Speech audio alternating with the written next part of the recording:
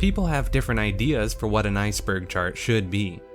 The iceberg video originally came out as a format for delivering fairly uncommon information about a subject, ranging from somewhat obscure terms, Easter eggs, and glitches, to abstract concepts, rumors, and theories. And this remained the trending method of delivery for the iceberg chart for some time. Then the iceberg community started to see things evolve just as many things do online. We began to see more flexible use of the iceberg chart. For instance, we saw the metal band logo chart, where the logos range from most legible to least legible. We still continued to see iceberg charts in the traditional format, with many people using obscure and low-effort entries just to keep the level of mystique high, and we also began to see the absurd and predictable nature of many of the iceberg chart entries. The iceberg format in itself began to evolve to fit the mold of the content the creators were seeking to share. It began to become an artistic expression of sharing an interest. People began using it as a medium to tell epic stories. It became a platform through which you could create memes. The iceberg chart became much bigger of a concept than it originally was intended to be. So what is an iceberg chart? Well, it's content, which according to Wiki is something that is to be expressed through some medium as speech, writing, or any of various arts.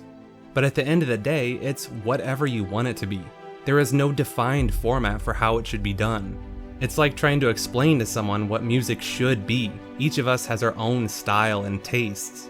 If you don't like a piece of music, it doesn't mean the artist performed something wrong, you just don't have the same tastes and preferences. And that's okay. I get comments all the time telling me that I don't understand icebergs or I'm doing it wrong, but I beg to differ.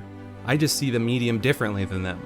My interpretation of iceberg charts goes beyond stretching conspiracy theories and rumors. Yes, I'll include them most of the time, but I also want to recognize different aspects of the subject too.